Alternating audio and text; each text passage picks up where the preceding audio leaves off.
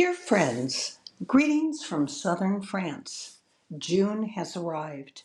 This week, I have two major reflections. First, I am struck by the shocking contrast between France and the US. The French live and breathe for beauty and joyous moments. My French is still basic, but as I put together a few elementary sentences, I am greeted with warmth. Most Europeans speak a second or third language. Second, as the season, my wardrobe, painting palette, and latitude have shifted, so has my mood. I am making time for quiet and reflection. Much of this trip to France has been goal-driven. In Paris, I had an agenda. During my artist residency in the Luberon, my goals were less specific, but I felt compelled to create art. Other artists added a mix of inspiration and accountability.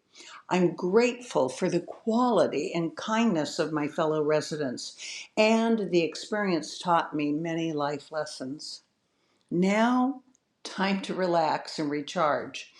Let my experiences influence the kind of traveler you choose to be. I am definitely part type A, driven and competitive, and part type B, striving to maintain the calm, less stressful habits of a type B lifestyle. Good news, especially for artists.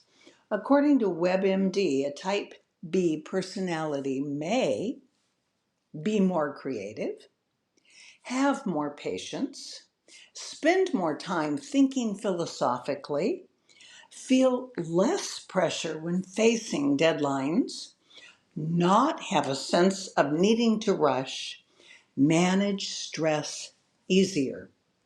I'm calling this part of my visit the vacances, the French word for holiday. The French traditionally take a month off in August. Cities quiet down, shops close, and the bustling energy of daily life slows down. This week I'm dropping my jam-packed schedule, sightseeing list, and calendar. I selected a seaside town reachable by the TGV where I could easily pick up a rental car. I am finding the port of Toulon, and more specifically the neighborhood of Morillon, charming. What kind of a traveler are you? A check off the list sort of person who would like, or one who would like to explore as you go and see what is in the neighborhood? What will nurture your spirit? Both have their advantages, and even here I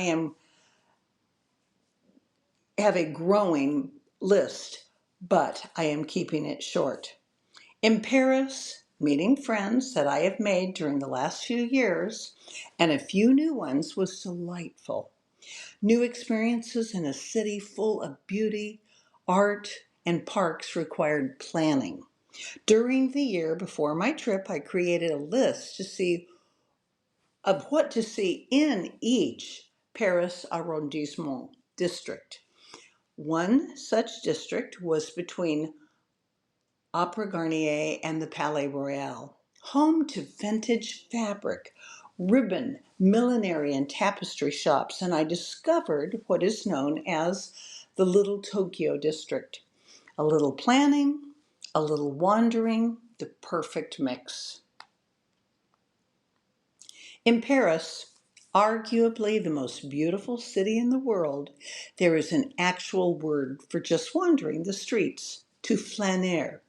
A flaneur or flâneuse, feminine of flaneur, is one who explores the city streets, parks, and cafes at leisure, observing urban life with an observant, detached, or artistic eye. One of the most important travel tips is to make peace with what you miss and to enjoy what you see. After a few days, often about 7, I need some serious downtime, and what a difference rest makes. I am once again able to experience with new eyes. In Avignon, I returned after a day of rest and found a lovely cotton dress and cotton bag made in Jaipur, India, and with a helpful proprietor who truly knew color and style. These items became staples of my trip. I visited a small, exquisite museum, Musée Angladon, and a highlight was observing a room where weekly individuals with Alzheimer's are guided in painting. The desk clerk said many of their works are quite lovely. What is my purpose in traveling?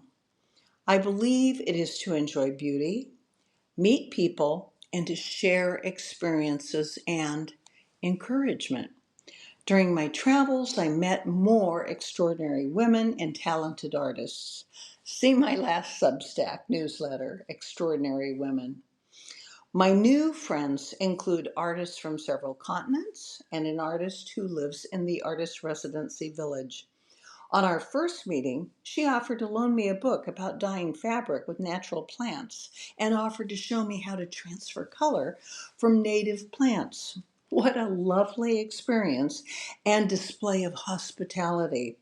Eventually, upon my inquiry about the tiny church that was never open, she knew which Sunday it would be open and invited me. In fact, I was invited to a church picnic afterwards. What a blessing. Despite our language difference, we were able to express much using Google Translate often, and I feel I have made a friend. Perhaps a joy of solo travel in France is that I don't understand all the conversations around me. I catch phrases, expressions, and moods. I feel the ambiance around me.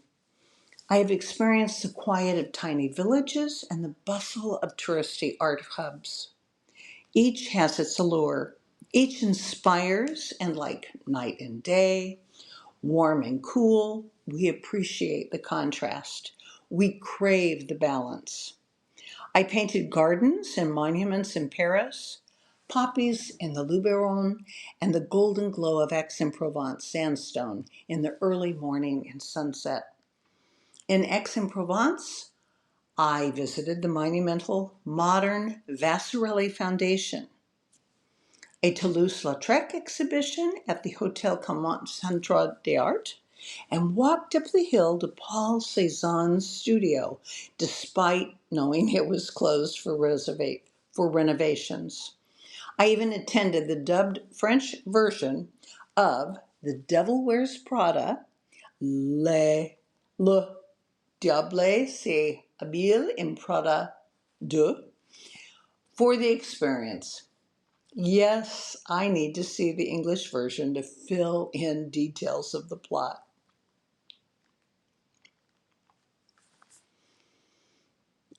Toulon is my home base presently, and I have been able to make day trips to the spectacular contemporary art museum, Fondation Carmignac.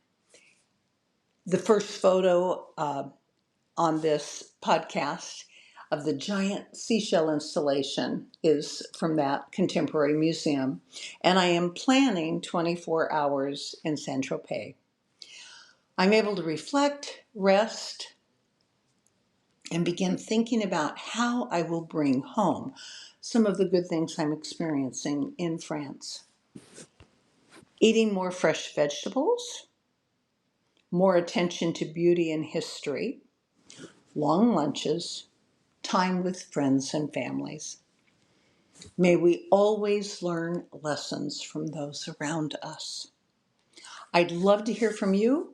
What kind of traveler are you? What are your favorite destinations? As always, inspired by you, Janis Commentz.